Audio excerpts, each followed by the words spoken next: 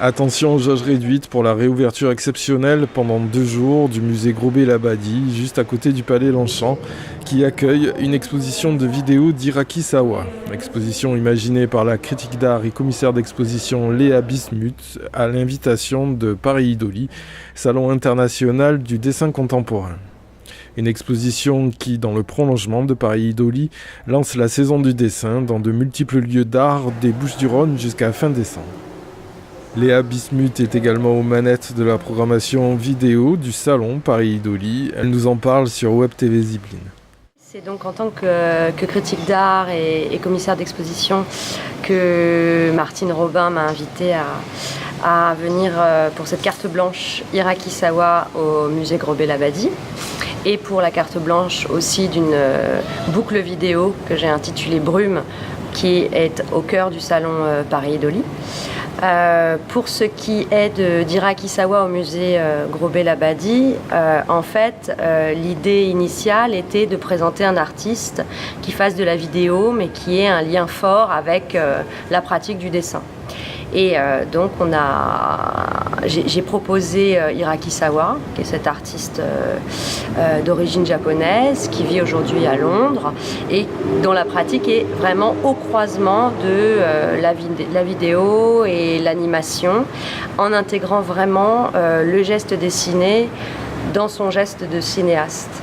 Et après, forcément, il y a eu aussi tout un jeu d'écho qui s'est mis en place avec ce lieu qui est donc ce musée Grobet-Labadie, ce petit hôtel particulier qui, je crois, a été fermé pendant quelques années. Et toute l'idée était aussi de jouer sur un parcours fantomatique de la vidéo qui viendrait infiltrer les interstices du musée et donner pendant quelques jours une autre présence fantomatique dans le musée. La programmation dans les espaces du salon du dessin Paris Idoli s'appelle Brume. Est-ce que vous pouvez nous en dire quelques mots ?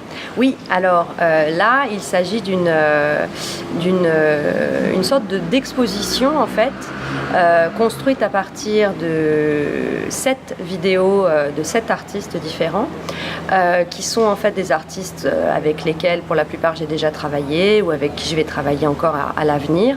Ça s'intitule Brume parce que toute l'idée était de réfléchir de manière très subtile à la manière dont le dessin pouvait s'incarner en vidéo, sans forcément aller du côté de l'animation. D'ailleurs, concrètement parlant, il n'y a pas de dessin dans ces films qui constituent Brume, mais justement des brumes, quelque chose qui va suggérer l'idée de dessin. Et la brume, justement, on est du côté du vaporeux, de l'ombrageux, de l'ombre, de ce que j'ai aussi écrit, du côté d'un sfumato, s'il faut reprendre ce terme qui nous vient de Léonard de Vinci. Donc cette idée de faire du sfumato avec un outil vidéo qui normalement est l'outil de la précision, d'autant plus quand il est numérique, de la précision du réel en fait. Donc travailler au contact notamment du paysage, c'est des films de paysage, c'est des films d'ambiance, d'atmosphère, avec des ciels chargés, avec des mers agitées, mais c'est justement ces éléments-là, et on est proche d'un certain sublime ou un certain romantisme revisité, ces éléments naturels, le ciel, la mer, l'atmosphère, qui vont créer ces brumes vidéo en réalité.